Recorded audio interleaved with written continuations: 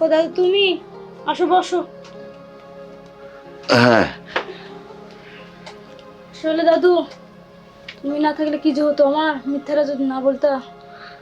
আরে দাদারা তো এরকমই, এই লাতি নাতনিদের বিপদেই তো দাদারা। হ্যাঁ, তারে মেয়ে, ওই যে কি জানি ছেলেটার নাম বললি? রাখি। রাকিব। রাকিব, তা কতদিন ধরে ওর সাথে তোর সম্পর্ক? 3-4 মাস। 3-4 মাস? এই 3-4 মাসেই তার সাথে তুই এই একা একা এক ঘরে রাত কাটালি? কে রে, তোর কি ভয় লাগলো না?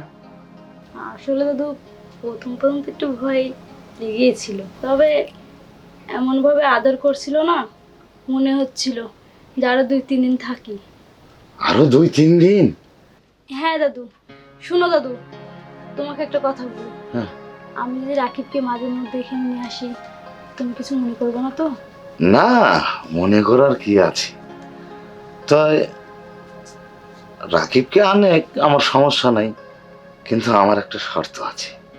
কি সত্য বলো? তুই তো জানিস কতদিন ধরে তোর দাদি নাই, বুঝিসই তো।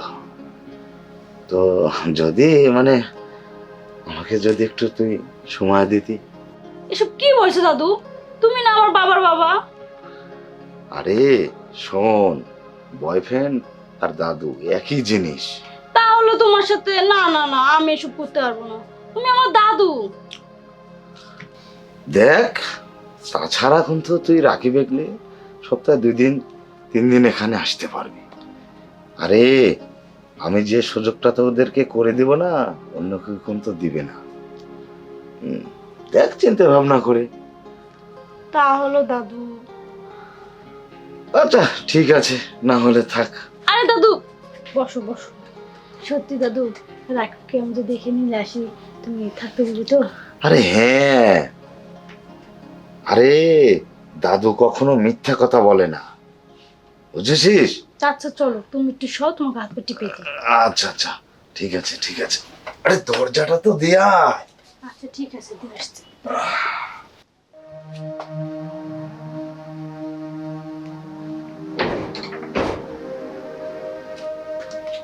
হ্যাঁ দাদু, দিয়ে এসেছি। আচ্ছা আচ্ছা, তোমার কাকা একটু টিপে দিই। হ্যাঁ হ্যাঁ, দে দে। দাদু আরাম পাচ্ছো? হ্যাঁ।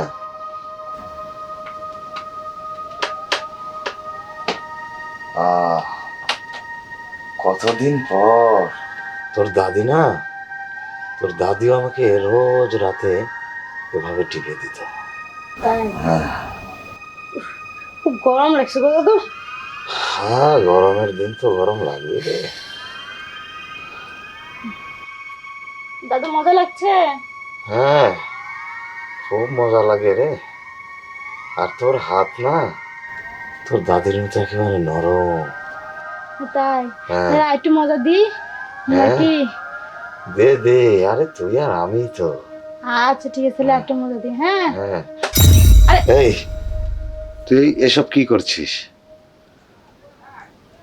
তুই কোথায় হাত দিছিস? কেন তোমাকে মজা দিচ্ছি? মজা মানে? দাদু, দাদু তুমি আমাকে মারলে কেন? তোকে মারলাম কেন জানিস?